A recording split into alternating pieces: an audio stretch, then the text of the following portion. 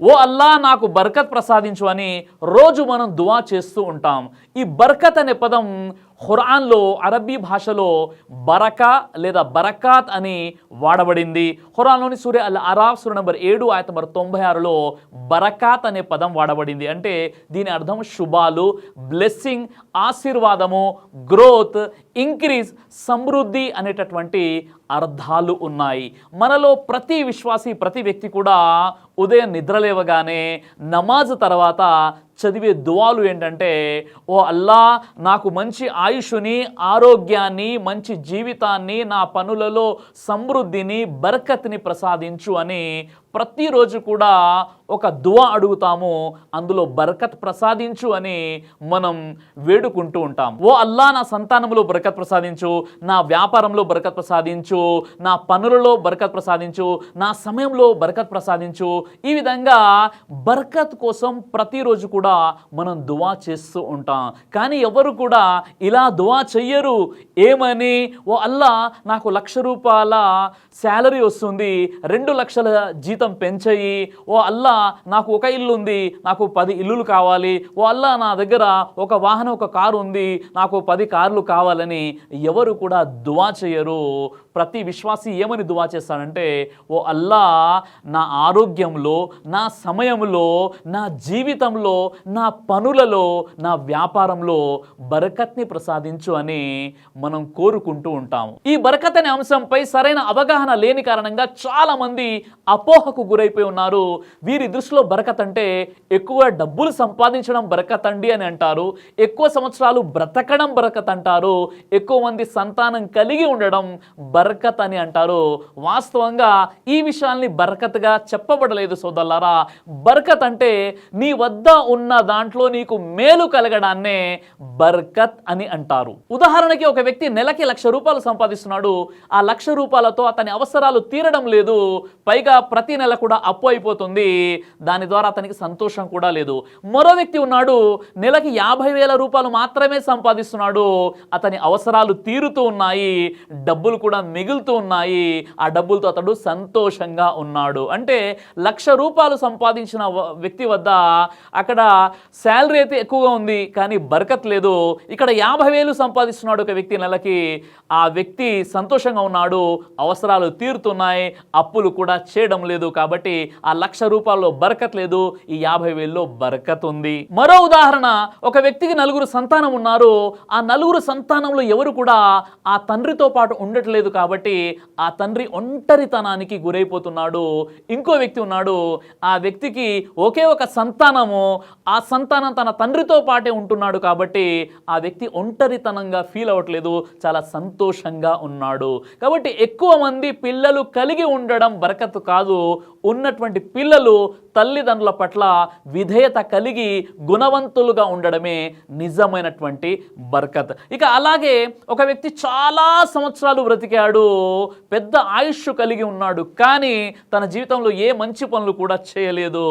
అలాంటి వ్యక్తి జీవితంలో బరకత్ లేనట్లు. మరో వ్యక్తి ఉన్నాడు, కొన్ని సంవత్సరాలే బ్రతికాడు, కానీ మంచి మంచి పనులు చేశాడు, తద్వారా సమాజానికి ఎంతో మంచి జరిగింది. అంటే ఆ వ్యక్తి తక్కువ సంవత్సరాలు బ్రతికినా అతడు మంచిగా బ్రతికాడు, కాబట్టి అది బర్కత్తో కూడుకున్నటువంటి జీవితం. అలాగే ఒక వ్యక్తి వద్ద డబ్బులు లేవు, అతడు ధనవంతుడు కాదు, కానీ మంచి ఆరోగ్యం ఉంది, మంచి పనులు చేస్తున్నాడు, మంచిగా నమాజ్ చదువుతున్నాడు, దైవం చెప్పిన బాటలో నడుస్తున్నాడు, కాబట్టి అతని జీవితంలో బర్కత్ అనేది ఉంది. ఇంకో వ్యక్తి ఉన్నాడు, బాగా డబ్బులు సంపాదించాడు, బాగా పలుకుబడి ఉంది, కానీ అతనికి మంచి ఆరోగ్యం లేదు, ఎప్పుడు చూసినా అనారోగ్యంగా ఉంటాడు.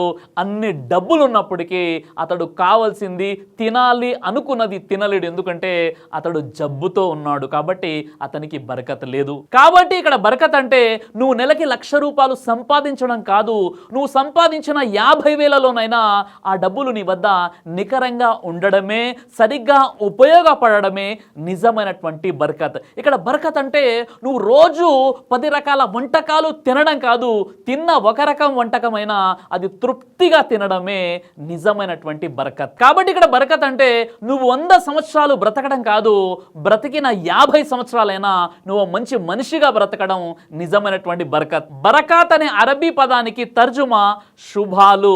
మన జీవితంలో బరకత్ కావాలంటే మనం ఏం చేయాలి? ఖురాన్లోని సూరా అల్ అరాఫ్ సూరా నంబర్ 7 ఆయత నంబర్ 96లో ఈ బస్తీలో నివసించే వాళ్ళే గనక విశ్వసించి భయభక్తులతో మెలిగినట్లయితే మేము వాళ్ళ కోసం భూమి ఆకాశాల శుభాల ద్వారాలను తెరిచే వాళ్ళం, కానీ వారు ధిక్కరించారు.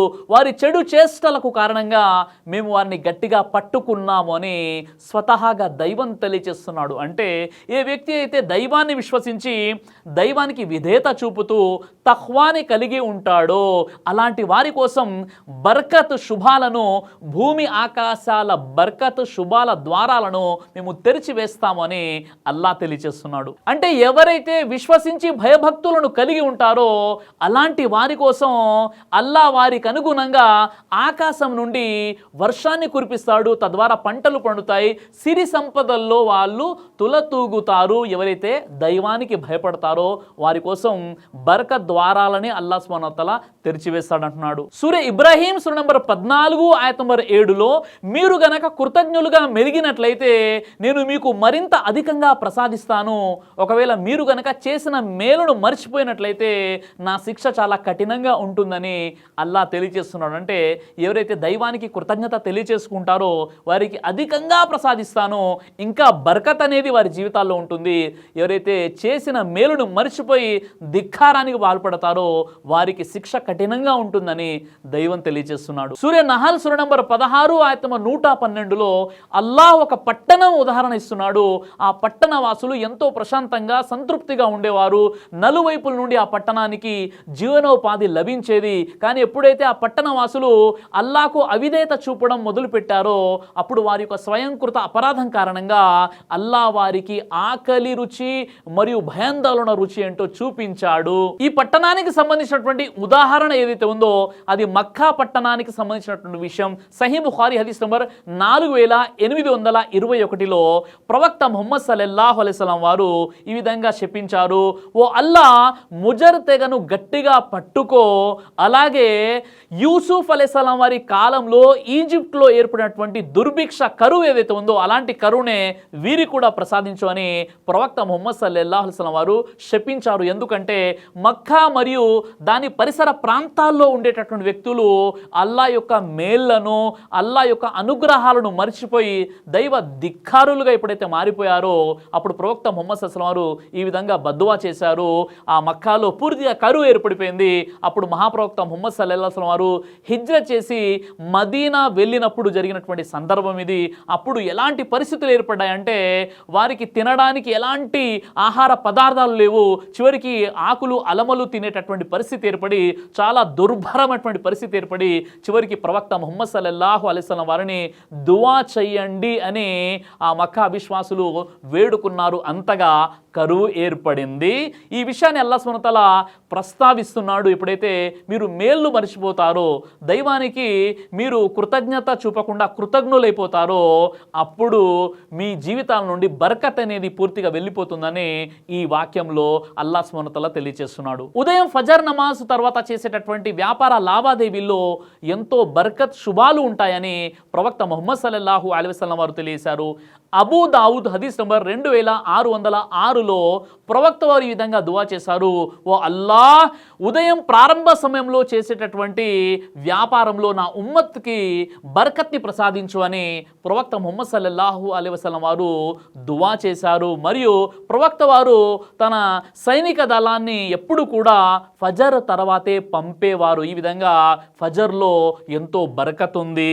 ఉమారా అంటున్నారు, సకర్ ఓ వ్యాపారి తన వర్తక సామాగ్రిని ఆయన పెందలాడే ఫజర్ తర్వాత పంపేవారు, తద్వారా ఆయన ధనవంతులయ్యారు, ఆయన సంపద బాగా పెరిగిపోయింది అని అంటున్నారు. కాబట్టి సోదరులారా, ఫజర్ నమాజు తర్వాత సూర్యుడు ఉదయించిన తర్వాత ఉండేటటువంటి ఏదైతే సమయం ఉంటుందో అందులో చాలా అద్భుతమైనటువంటి బరకత్ ఉంటుంది. ఇక్కడ విచారకరమైనటువంటి విషయం ఏంటంటే, ఇక్కడ హైదరాబాద్లో ఉంటున్నటువంటి ముస్లిమ్స్ ఎవరైతే ఉన్నారో వారు ఉదయము 10 లేదా 11 గంటలకి వారి యొక్క నిద్ర అనేది మేల్కొనడం జరుగుతుంది. రాత్రి 2 గంటల వరకు కూడా వారు పడుకోరు. ఈ విధంగా ఫజర్ నమాజు చదవరు. అదేవిధంగా ఉదయం వారు పడుకొని ఉంటారు. ఎక్కడైతే బర్కత్ ఉంటుందో, ఏ సమయంలోనైతే మీరు వ్యాపారం చేసినట్లయితే అల్లా యొక్క బర్కత్ శుభాలు అనేవి ఉంటాయని ప్రవక్త వారు చెప్పారు. ఆ హదీస్ని మనం ఆచరించట్లేదు. ఈరోజు మార్వాడీలను చూడండి, వారు ఉదయం పొద్దున్నే పెందలాడనే వారు షాపులు తెరుస్తారు, వ్యాపారాలు చేస్తూ ఉంటారు. మన సోదరులు ఎవరైతే ఉన్నారో చాలా విచారకరమైన విషయం, ఉదయం ఫజర్ నమాజ్ తర్వాత వారు వ్యాపారాల్ని మొదలు పెట్టారు. కొంతమంది అయితే ఫజర్ నమాజ్ చదవరు. ఎవరైతే ఫజర్ నమాజ్ చదివి తన వ్యాపారాన్ని మొదలు పెడతారో అల్లా వారికి బరకత్ని ప్రసాదిస్తాడని ప్రవక్త వారు చెప్పి ఉన్నారు. ఈ సూత్రాలను ఈరోజు ముస్లిమేతరులు పాటించి వారు ధనవంతులైపోతున్నారు, వారి సంపద బాగా పెరిగిపోతుంది. వీటిని పాటించని కారణంగా ముస్లింలు తమ వ్యాపారాల్లో నష్టపోతున్నారు, వారి సంపద కూడా పెరగడం లేదు. ఎందుకంటే ప్రవక్త వారి పద్ధతిలో ఈరోజు ముస్లింలు నడవట్లేదు, ముస్లిమేతరులు నడుస్తున్నారు. చాలా విచారకరమైన విషయం కదా. ఎవరైతే ఫజర్ నమాజ్ చదువుతారో వారు అల్లా యొక్క ఆధీనంలో ఉంటారని ప్రవక్త వారు చెప్పారు. అలాంటి ఫజర్ నమాజ్ని వదిలేస్తున్నారు. ఎవరైతే ఫజర్ నమాజ్ తర్వాత వ్యాపారం చేస్తారో వారికి సమృద్ధి బర్కత్ అనేది ఉంటుందని ప్రవక్త వారు చెప్పారు. దాన్ని కూడా మనం వదిలేసి సోమరిల్లా ఈరోజు నిద్రపోతున్నామంటే ఉమ్మతి ఎలాంటి స్థితిలో ఉందో ఒకసారి అర్థం చేసుకోండి. సహీ ముస్లింలోని దైవ ప్రవక్త ముహమ్మద్ సల్లల్లాహు అలైహి వసల్లం వారు ఈ విధంగా తెలియజేశారు, ఎవరైతే అబద్ధపు ప్రమాణాలు చేసి సరుకు అమ్ముతారో సరుకు అయితే అమ్ముడుపోతుంది కానీ అందులో శుభాలు ఉండవు అని ప్రవక్త ముహమ్మద్ సల్లల్లాహు అలైహి వసల్లం వారు తెలియజేశారు. కాబట్టి సరుకు అమ్మేటప్పుడు అబద్ధము చెప్పకూడదు, అబద్ధ ప్రమాణాలు చేయకూడదు, మోసం చేయకూడదు. మోసం చేసిన వారు సంపూర్ణ విశ్వాసులు కాజాలరు అని ప్రవక్త వారు చెప్పారు. అలా చేస్తే మీ సరుకు అయితే అమ్ముడుపోతుంది కానీ అందులో బరకత్ అనేది ఉండదు అని ప్రవక్త వారు చెప్పారు. సూర్య నంబర్ 71 ఆయత నంబర్ 10 మరియు 12లో అల్లా తెలియజేస్తున్నాడు, ఎవరైతే తమ వ్యాపారాలలో శుభాలను బరకత్ని కోరుకుంటారో వారు ఇస్తిగ్ఫార్ చదవండి, అల్లాహతో క్షమాపణ వేడుకోండి అని అల్లాహ్ సుబ్హానహు తెలియజేస్తున్నాడు. ఎవరైతే ఇస్తిగ్ఫార్ తమ ప్రభు నుండి క్షమాపణ కోరుకుంటారో వారిపై అల్లాహ్ సుబ్హానహు బరకత్ని ప్రసాదిస్తాడు. ఆకాశంపై నుండి ధారాపాతాలంగా వర్షాన్ని కురిపిస్తాడు. ఇంకా సిరి సంపదల్లో పుత్ర సంతతిలో పురోభివృద్ధిని ప్రసాదిస్తాడు. అదేవిధంగా మీ కొరకు తోటల్ని ఉత్పన్నం చేస్తాడు, మీకోసం కాలువలను ప్రవహింపజేస్తాడు. ఇస్తిగ్ఫార్ ఎవరైతే చదువుతారో ఇన్ని లాభాలు ఉన్నాయి. కాబట్టి తమ వ్యాపారాల్లో బర్కత్ని కోరుకునేవారు అస్తగ్ఫిరుల్లా అని అల్లాతో క్షమాపణ కోరుకుంటూ ఉంటే తప్పనిసరిగా అల్లా తమ వ్యాపారాల్లో బరకత్ని ప్రసాదిస్తాడు. హజరత్ హసన్ బస్రీ రహీమహుల్లా వారికి సంబంధించి ఒక అద్భుతమైనటువంటి సందర్భం ఉంటుంది.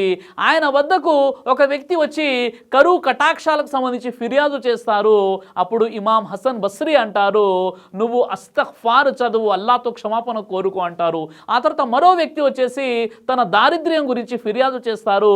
ఆ వ్యక్తితో కూడా ఇమాం హసన్ బస్రీ గారు నువ్వు ఇస్తిగ్ఫార్ చదువు అంటారు. ఆ తర్వాత ఇంకో వ్యక్తి వచ్చేసి ఈ విధంగా అంటాడు, నాకు సంతానం కలగడం లేదు అంటే ఆ వ్యక్తి కూడా ఆయన ఇస్తిగ్ఫార్ చదువు అంటారు. ఇంకో వ్యక్తి వచ్చేసి నా తోట ఎండిపోయిందంటే నువ్వు కూడా ఇస్తిగ్ఫార్ చదువు, అస్తగ్ఫిరుల్లా అని అల్లాతో క్షమాపణ వేడుకో అంటారు. అక్కడ ఉన్న ఒక వ్యక్తి అంటారు, మీరు అన్నింటికీ ఒకే మందు ఇస్తున్నారు, అది అస్తగ్ఫిరుల్లా అని, ఏంటి మీరు అలా చేస్తున్నారంటే అప్పుడు ఇమాం హసన్ బస్రీ ఇలా అన్నారు, ఈ సమస్యలన్నింటికీ అల్లా చూపిన పరిష్కార మార్గం ఇదే, మీరు అస్తగ్ఫిరుల్లా చదవండి అని చెప్పారు. కాబట్టి ఏ సమస్యలున్నా, మన వ్యాపారం సరిగ్గా ముందుకు నడవకున్నా, లేక సంతాన ప్రాప్తి కలగకున్నా, లేదా తోటలు ఎండిపోయినా, సరిగ్గా వర్షాలు పడకుండా నష్టం జరిగిన అన్ని సమస్యలకు ఏకైక పరిష్కారం అస్తగ్ఫిరుల్లా చదవండి అని ఇమాం హసన్ హసన్ బస్రీ గారు చెప్పారు ఖురాన్ మరియు హదీస్ వెలుగులో. కాబట్టి ఒక విశ్వాసి అనబడేవాడు అతడు అస్తగ్ఫిరుల్లా చదివినట్లయితే కేవలం పరలోక అనుగ్రహాలు మాత్రమే కాదు, భౌతిక ప్రయోజనాలు కూడా ఆ వ్యక్తికి ప్రాప్తమవుతాయి. అవే అతని వ్యాపారం సరిగ్గా ముందుకు కొనసాగుతుంది, అతనికి సంతానం లేనట్లయితే సంతానం కలుగుతుంది, అతని పంట పొలాలకు వర్షం లేక బాధపడుతున్నట్లయితే వర్షం కురుస్తుంది. ఇక అనేక భౌతిక ప్రయోజనాలు అస్తగ్ఫిరుల్లా చదవడం ద్వారా మనకు కలుగుతాయి. కాబట్టి అస్తగ్ఫిరుల్లా చదివితే మన జీవితంలో బర్కత్ అనేది వస్తుంది. కాబట్టి పరలోకంతో పాటుగా ప్రాపంచిక భౌతిక అనుగ్రహాల్ని పొందాలి అన్న అస్తగ్ఫిరుల్లా చదవాలి. అస్తగ్ఫిరుల్లా చదివితే మన జీవితంలో బర్కత్ అనేది వస్తుంది. అసలు బర్కత్ అంటే ఏంటి, బర్కత్ పైనటువంటి అపోహలు ఏంటి, బర్కత్ పొందడానికి మనం ఏం చేయాలో ఖురాను నుండి మరియు ఆ హదీసు గ్రంథాల నుండి మనం తెలుసుకున్నటువంటి ఈ విషయాలపై ఆచరించే సద్బుద్ధిని అల్లా మనందరికీ కూడా ప్రసాదించుగాక. ఆమీన్.